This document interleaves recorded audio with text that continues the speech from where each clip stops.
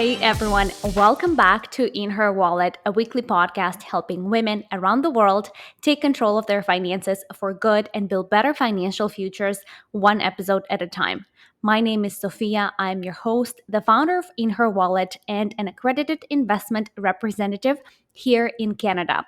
Today's episode is for entrepreneurs, small business owners, people with side hustles, or those who might want to get on path to creating additional streams of income. We are talking all things finances in business, and in particular, how to build a strong financial foundation for your business.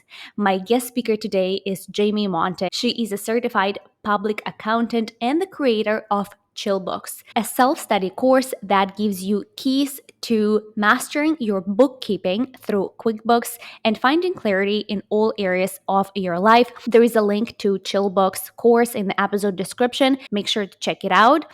Also, friendly reminder that you can now support the In Her Wallet podcast not only by leaving us a 5-star review, but also by buying us a coffee as a token of appreciation for the content that we produce. The link is in the episode description. Well, with that being said, Jami, welcome to In Her Wallet. We are so excited to have you on. I'm so excited to be here. Jami, why don't we start with a little bit of an icebreaker so our community can get to know you better? Tell me, what's your go-to coffee order? Flat white with soy milk. Oh, I like that. I haven't tried soy milk, I think. Tell me, what's the movie you can rewatch again and again? Under the Tuscan Sun. I haven't watched that. It's like I feel like it's a 90s film maybe that's like about a woman who goes to Italy and like builds a life there. It's really like heartwarming and yeah, I love it. I'm so into Italy with all the TikToks of people vacationing there now. I might watch that movie on the weekend. It's a good And one. my last question actually relates well to Italy. If you could go anywhere in the world right now for vacation, for travel, where would that be?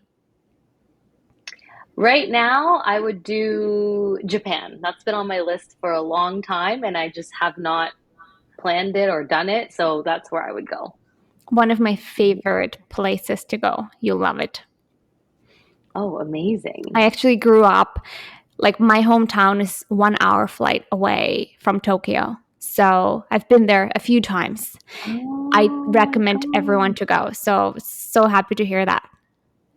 Oh my God, that's so cool. Okay, I feel like we could talk about that like all day. I'm like, I need to Yeah. ask you all the questions after, but yes. I love Easy. it. Bring them my way. Okay, Jami, why don't we start with you giving a little bit of an intro about yourself for those folks who might not know who you are and what you do?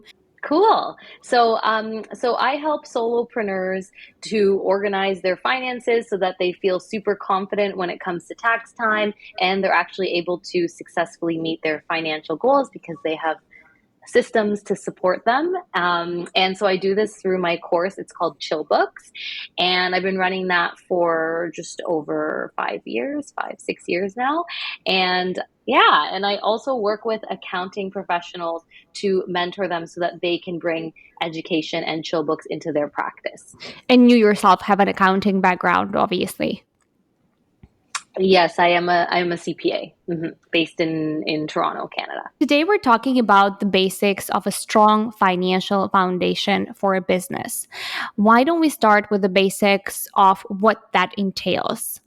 And you mentioned you work with solopreneurs and maybe people who do their gigs as a side hustle or those who do it full time. So, would those basics differ or not? So with regards to setting up the foundational pieces, the pieces themselves will stay the same, whether it's a side gig or a full-time like self-employment situation. And that is first and foremost, like you want to have your bank account set up properly. So you want to have separate business accounts and personal accounts. So that is just going to make your life easier from like a mindset standpoint to have it separate in your head, and from a bookkeeping standpoint, and from like a tax and audit standpoint. So that's one foundational piece that I really like hammer into my clients' heads. Like, if you've done nothing, do that. Yes. And another one that is key is having some sort of system for your bookkeeping. So the industry standard is QuickBooks. That's what I preach. That's what I use with my clients. But that's where, somebody with a side hustle might differentiate from somebody who's doing it full time, is in what that system looks like. If it's like an Excel sheet or QuickBooks or some other system, the point is that you need to have something that's bringing all your financial data into one place so that you can see and understand what's going on and be able to fulfill your tax responsibilities too. So that's something that will stay the same no matter what. We got to get this information together. So yeah, and then I think another key foundational piece is a general understanding of tax, not an intense understanding. We don't need to all be CPAs out here, but just a general understanding of how tax works for you, because then you're going to go into conversations with your accountant or with the CRA, or just feel less anxious about your finances because you have a general grasp of like what's sales tax, what's personal tax, what's corporate tax, those types of things. Yeah. Love this answer. I feel like it's packed with so much valuable information already. Let's try to break each of these three things down. So, to recap, first one is to make sure that you have a separate business account from a personal bank account. Second is to make sure that you have proper bookkeeping system in place, whether that's QuickBooks or not, totally up to you, but you need to have all your finances in one place. And third one was to make sure that you understand how taxes work. So I think I want to start with the bookkeeping, because for me personally, I just filed my corporate tax return for the very first time. I feel like that was my Yay. very big point of like pain point of like trying to understand how all of this works. But before we get to taxes, so what is bookkeeping and why is it important? Because I think that's like the key foundation for making sure everything else aligns into place. Yes, yes, it is exactly. And it is the key foundation. That's why I've actually built Chillbooks around bookkeeping. Like it teaches a bunch of other stuff, but it's like the core foundation is bookkeeping. And what that is it's really the act of recording everything that's happened in your business financially. So when you spend money on expenses, you record that you spent money on those expenses. When you collect money from clients, you record that you collected money from clients. So it's a way of recording what is actually happening financially in your business. And there's a universal way of doing this. So it's not simply being organized. Being organized and doing your bookkeeping are two very separate things. There are universal bookkeeping principles that come into play, and that's why having an appropriate system and knowing how to use the system is key. But really, it's about like bookkeeping for, if I'm talking to you right now or talking to whoever is listening, the value for somebody that has a business, whether it be side hustle or full time, is that doing your bookkeeping the right way will make sure that you can capture all your write-offs, which means that, your tax bill will be minimized from the start because you're tracking everything. It means that, doing your bookkeeping allows you to feel confident that if you're audited, you're not going to get into any trouble because you have receipts for everything and it's all in clear spots. So if 6 years from now CRA asks you for something, you're like, bam, bam, bam, I got it in my system, right? Love it. Yes, right? Like we don't want to feel stressed about that stuff. So these are the gifts that bookkeeping gives you, really, is that like peace of mind. And then it also helps you to make sure that you can plan for the future, because because you're recording everything that's happening, which sounds like a lot of work, but really that's why we use automation and tools like QuickBooks. But you're recording what's happening and you can start to see patterns, and you can start to see how much money you're making or how much money you're losing or investing at the start of your business, and how you're paying yourself, what you can afford to pay yourself. Can you buy that new laptop? Like all of those questions get answered by the financial data that lives in your bookkeeping system. So that's what bookkeeping is for tracking everything. But the meaningfulness to someone like you or someone like me is that it allows us to know we're not going to get in trouble when we're audited and know our numbers and feel confident that we can make decisions based on those numbers. So I kind of have two follow-up questions to this. First one is, do you need to have a professional doing bookkeeping for your business, or as someone who is just starting to build their venture, can I do it on my own? And my second question is, what would be the difference of using a Google Excel spreadsheet where you record all of these monies going out and coming in versus using a system such as QuickBooks? I love it. Really good question. So the first one is, if you are a solopreneur, meaning it's you, you're running your business, you're doing all the things, you don't have like a huge team, then you are the best bookkeeper for your business. That's because you know what's going on. If you outsource it to someone else, they're not going to know what's going on. They're going to ask you questions that you could just be answering directly inside the system, basically. Exactly. So, yeah. So, like the other day, I spoke with one of my clients, and she was saying that because she had been paying for a bookkeeper, and she said that as soon as she joined inside my course Chillbooks, she was like, "Oh my gosh!" I went back to look at what the bookkeeper was doing, and I realized that there's like $1,000 credit that they missed, an input tax credit, because they didn't know how to classify something, and so they just assumed it was something personal, or they didn't tag certain things with HST, like stuff like that. That a bookkeeper, when you're a solopreneur, every dollar matters. So when you outsource it, it's not going to be the same as if you were to do it. And when it comes to your money, you want to make sure that you have that eyesight, that your eyes on the money, and you don't really end up saving time by outsourcing when you're that small, because if you're going to have to oversee everything, you might as well just be plugging things in to the system. So I recommend solopreneurs do their books themselves, but not without proper training.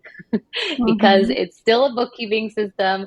There are foundational principles that need to be followed, and QuickBooks is going to scare the crap out of you once you dive in if you don't have any training on how to set it up. So that's my you're the best bookkeeper for your business as long as you take the time to do the setup appropriately with guidance from a professional. And I also feel like even if once your business grows, as the founder and as the chief person that's in control of the whole venture, it's probably very good for you to also understand how these things work. Because if anything happens, you can go back and also re-audit everything. And again, that's the money of your business. So I think even if you are managing bookkeeping on your own or you're outsourcing it, it's very important that you understand the basics of bookkeeping. And that's really where Chillbooks comes in, right?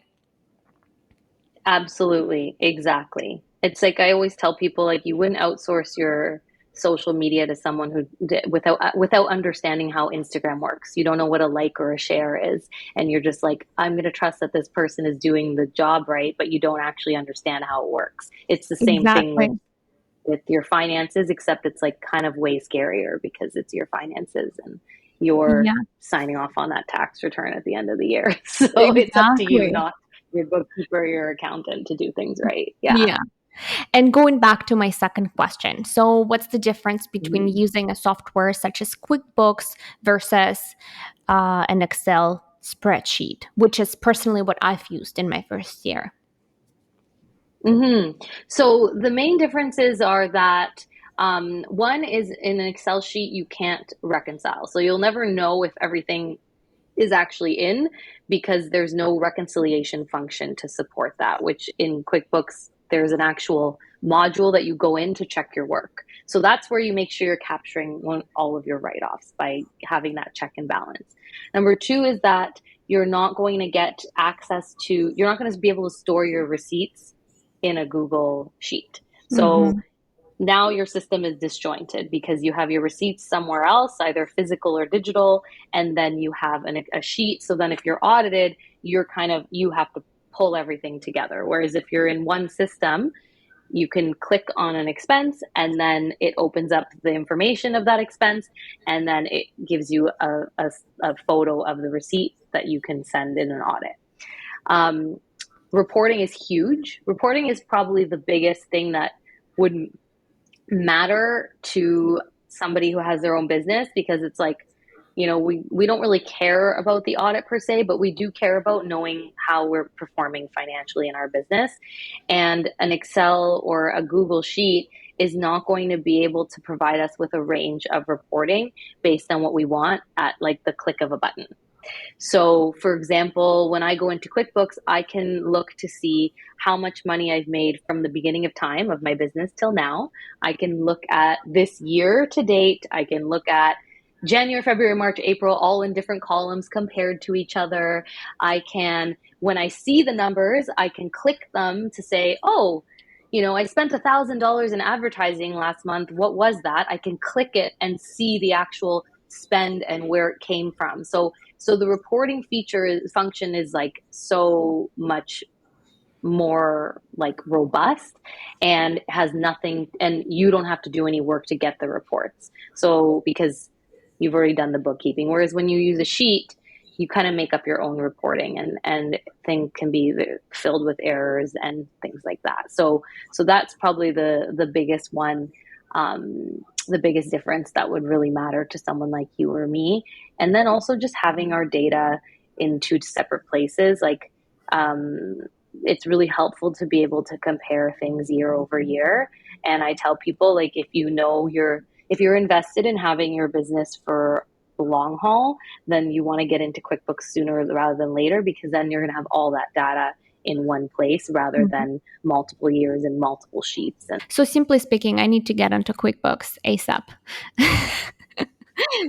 Move away from Google Sheets. Jami, thank you so much. That was such a great detailed answer. I noticed that you mentioned during your answer solopreneur. And I want to clarify for our audience that solopreneur can be, from my understanding, either a person who is a sole proprietor, so they are considered self-employed, but they claim their business income as their personal income, or this person can be incorporated, which is what I have, which is having your business entity separate from your personal finances. Can we go over this and describe in more detail when someone should decide to incorporate or not to incorporate, and why do that in the first place from the standpoint of a strong financial foundation? First of all, I agree with what you said is clear. Exactly. Like, I would say they're both. It's just the legal entity is different from like how we would see ourselves as a solo entrepreneur. And the time that it makes sense to incorporate your business is really at a time where you're making more money in your business than you actually need to fund your life. So for some people, they might not need any of the money from their business. So say they have a full-time job, and then they have a side gig, and they don't want to be taxed on their personal income level for that side gig. Then they might choose to incorporate right then, because they don't actually need the money from the business. But for most of us, we're using the money from the business to fund our personal lives or part of our personal life. And so if you need to if everything you make in your business you pay to yourself personally, then you're not going to see tax savings from incorporating your business. You might see slight, but they will be offset by the increased cost of tax filing. So you really want to start to think about it when you're like, okay, I'm making more money than I actually need in my business. So that's the first telltale sign to look into it from a tax standpoint. Legal, you might consider because you might be exposed to certain liabilities that you want to separate yourself from. But from a tax savings, it doesn't make sense for everybody to incorporate right at the start, because we don't know what the finances look like yet. So really the kind of the sign is, if you're starting to make more money in your business than how much money you need to fund your own lifestyle, then it's the time to incorporate, because then in that case, you can just keep that excess money in your business account, in your business bank account, and let that money accumulate without really taking it out and paying tax on it. Yes. One thing I would add to that is like you're still going to pay tax on the money you make in the corporation, but it's going to be at a lower tax rate. So when you incorporate your business, like you said earlier, you have a new entity. You go from filing one tax return for you personally to now you have a personal and a corporate tax return. And so actually I like to use this analogy of of like having a baby. Okay. So Yeah. when yeah, this I feel like you liked this analogy when I used it last time. So we'll bring it back here. So when you're say you're a sole proprietor and you have a business, it's kind of like you're pregnant because that business is still like tied to you personally, and like it's like when you file your taxes, it's for you only. But the business still exists. It's just like a part of you. Then when you have the baby, think the baby grows up, the baby's separate from you. All of a sudden, now the baby's off to university, okay? And now they're filing their own tax return. They're still tied to you because they're still your kid and you're still somewhat liable for them. They're not like fully a grown up adult, but you're still kind of overseeing them and making sure they're not getting into trouble. And so that's what happens when you incorporate. The incorporation is kind of like the kid going off to university. You're still overseeing them, you're still responsible for their finances, but they're gonna, well, you're responsible to oversee, but they're gonna file their own tax return that's separate from you.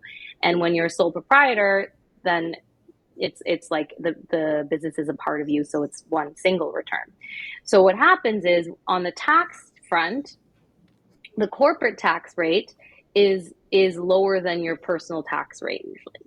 So if you do incorporate your business, then and you don't use the money from the business, then you get to take advantage of that lower tax rate. That's how I would look at it in terms of the corporation. You've created a separate entity, it's completely living separately from you, but you still got to file, and now you have two filings, but one of them, is going to be taxed at a lower rate, and if you can just leave all the money in it, then that's going to be beneficial for you.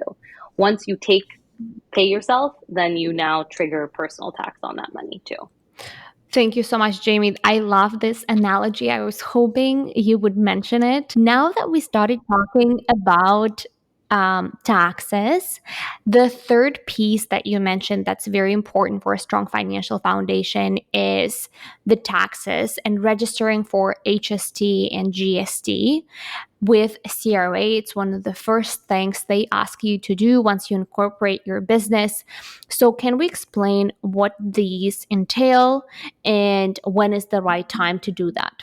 So when you register for GST or HST, depending where you are in Canada, um, what happens is it's kind of like you are now acting as an agent on behalf of the CRA. So you're like, I now work for the CRA, and it's my job to collect either GST or HST. I'm just going to say HST because I'm in Ontario. It's my job to collect HST, the right amount of HST on every sale I make, and then I got to get that money and I got to give it back to the government. That's my job. So, yes, Now that makes but sense. what's really yes. So I have to add that 13% on top of my prices because otherwise like it's going to cut into my profit. So it's like when I used to charge $100 for something, now I'm going to charge $100 plus 13%, so plus an extra $13 for that HST that I'm responsible to collect from my clients. Now the benefit of being an agent for the CRA is that we don't have to pay HST or GST on our business expenses because we're now collecting for them. So you're out here collecting GST or HST on your client payments, and then you're out here buying stuff for your business. Maybe you're buying supplies, maybe subscriptions, whatever it is. And all of the tax, the sales tax, the Canadian sales tax, so GST, HST, that you pay on your business expenses, you get to claim that as a rebate from the government. So at the end of the year, you're like, I collected all this money for you, but also you guys owe me for all of this HST or GST I paid on my business expenses. So they would that's almost, how filing an HST return works. I love that. So that's almost like they would give you that tax refund. So if your business is profitable, then usually you won't get a refund because you'll owe them more than they owe you. Hmm. So you could say, I collected $1,000 for you guys and I spent 500. So then in the end, I only owe you 500. Okay, So so that's what it would look like, or like you pay the difference. But for a lot of people, when they're in the early stages of their business and they're investing a lot in their business, that does look like a refund a lot of the time. So, say you don't make sales for your first year, but you're investing in buying product or supplies or whatever, then that usually looks like a refund if you're registered for sales tax. So, you have to make sure that you're registered. Yeah. that's one of the moments I wanted to clarify with you. So I know that they say you do not have to register for HST or GST depending on the province you're, or PST depending on the province you're in, until you start making $30,000 plus in your business. I haven't registered yet because I'm not at that income level yet. So I assume that whatever tax filing I did for 2022, none of that would get refunded in terms of the taxes I paid on my expenses because I wasn't registered, correct? Correct. Exactly. But you're still going to get them, you're still writing them off, but in a different way. Mm-hmm. So, so this is why bookkeeping is so important. So let's say, you hired me for something and I charged you $100 plus $13 tax. So I charge you $113. If you're registered for sales tax, so say you were registered, then you would tell the government, give me that $13 back, and then I'm going to claim that $100 as an expense for my business. When you're not registered, what happens is you don't separate the two. You just say, I spent $113. So it's not as lucrative of a credit because with the HST or GST, you literally get that exact money back, but you're not losing out. You're still getting deduction for that amount. It's just almost in like a simpler way. So that's why bookkeeping is really important, is because it helps you to optimize these things, and it has structures that can separate out the sales tax for you and all that type of thing. So yeah. Good to know. Thank God. I still get to reap some rewards at least. Yes, you don't worry, you're good. You're good. Jamie, I feel like we still have some time left. Let's talk about the bank accounts.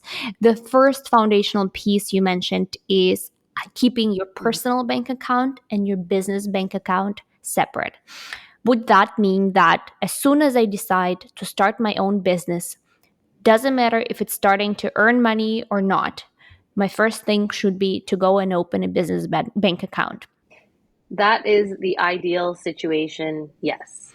I know that's not what happens usually, but that's the ideal because then from the start it's like clean and separate. And the Yeah. reason for that is obviously to make sure that you keep all of your business expenses separate from your personal, because for bookkeeping reasons, then it'll be easier. You'll make the job easier for yourself. Yeah, and like you're not going to be looking at an e-transfer thinking, was that like my friend who sent me that money or was that a client, or like, stuff gets really messy when you're it's the end of the year and you're trying to go back and figure things out and you're looking at personal transactions and it makes your life more difficult. Can you have a personal account and continue to put some business expenses on that personal credit card while have a business account? And if so, for how long can that last? Is there like a time when CRA would be like, well, this is not really permitted at your level, we will penalize you? Mm. So CRA, what they care the most about is incorporated businesses. They care if incorporated businesses have business bank accounts because it's a different entity. So they don't want Sofiia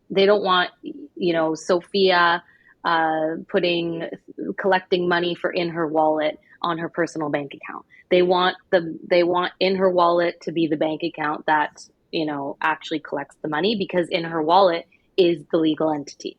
So when you're incorporated, they're really strict about the bank accounts matching the entity. Now, on the credit card front, a lot of the times what happens is, we can't get credit for our business right when we start. So as much as we would love to have separate credit cards, it's just not a thing. Or something just happens where you're naturally just you want to get points. That's another one. You want to get points. You're like, I'm using my Amex because I want the points, even though I know I should have separate cards, right? And so that's okay as long as you're documenting your expenses appropriately, and that it's very clear who's paying for what, especially if you're incorporated. It has to be really clear. Like, are you paying that credit card bill? Is the corporation paying that credit card bill? Because your money is not the corporation's money.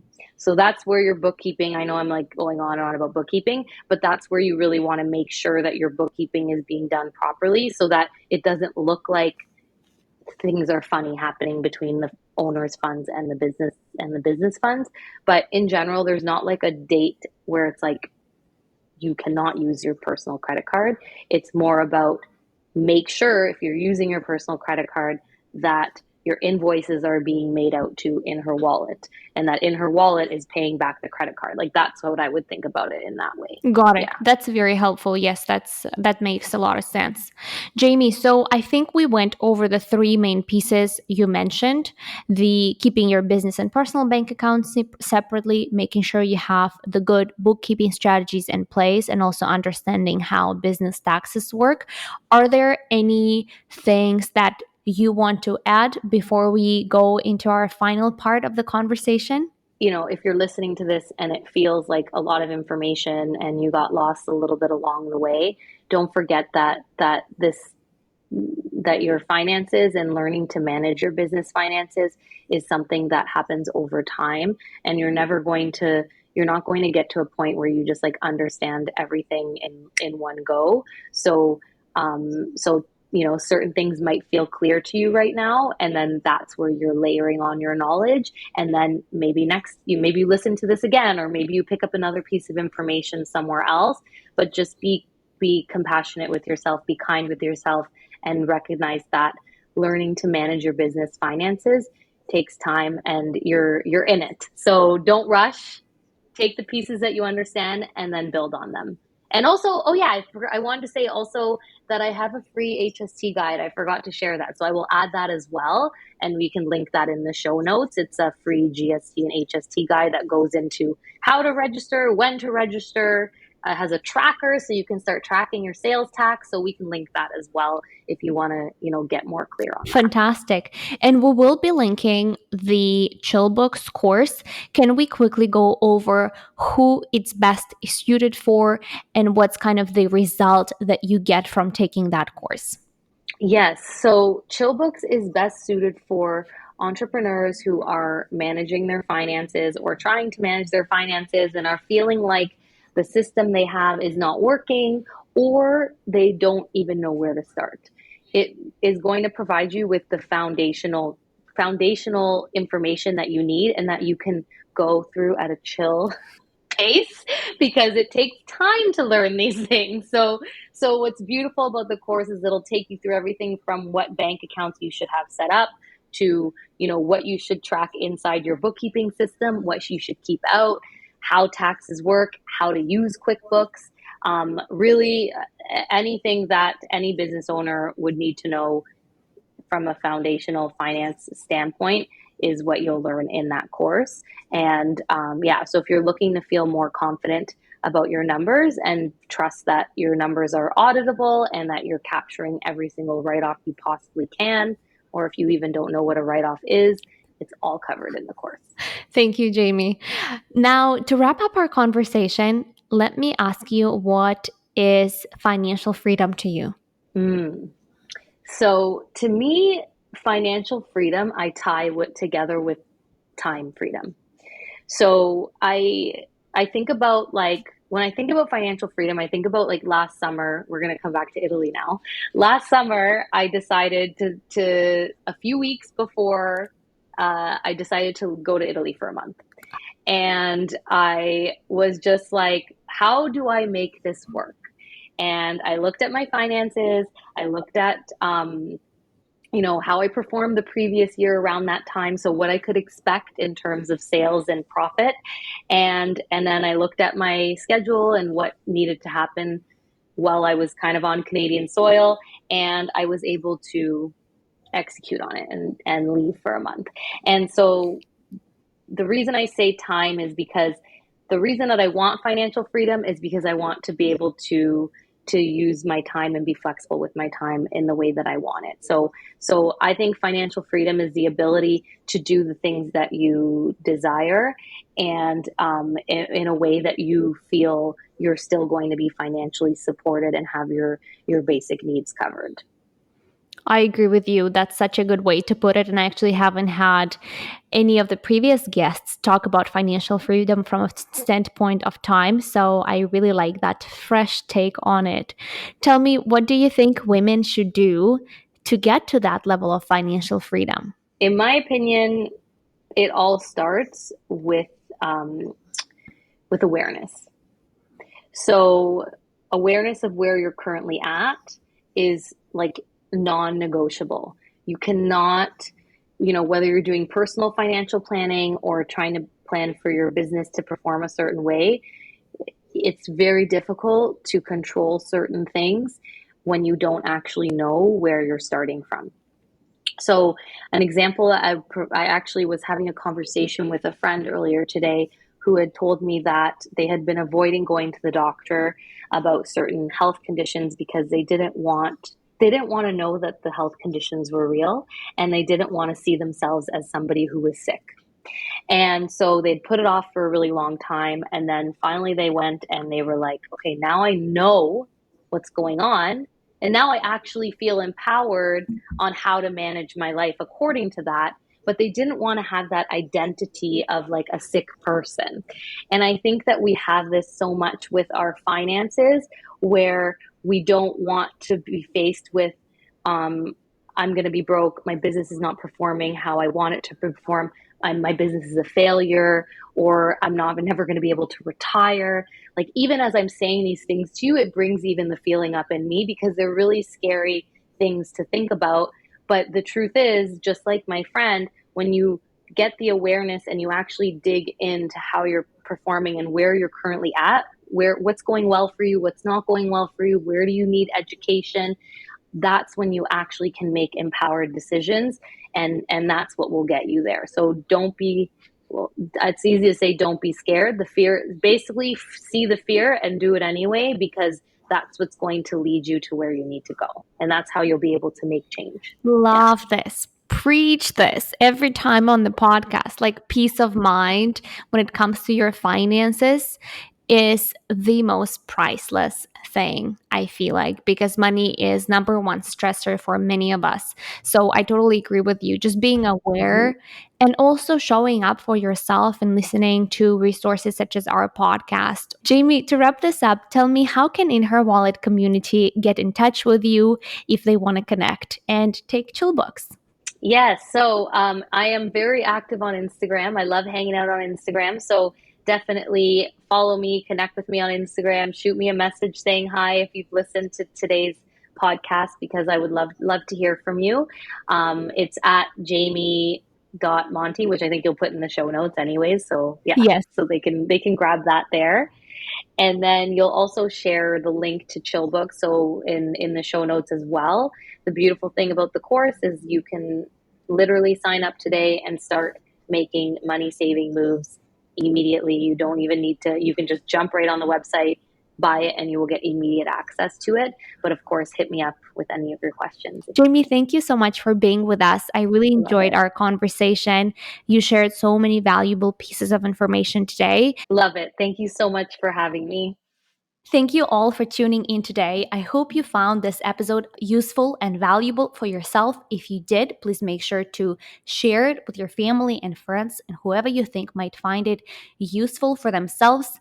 If you want to give us thanks, make sure to leave us a 5-star review on your platform of choice, or actually buy us a coffee through the link in the episode description. We really appreciate that.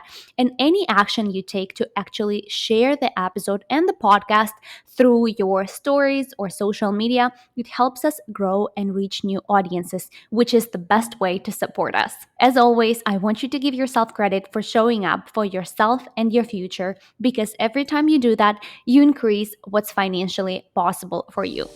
Thank you all, and I'll see you next week.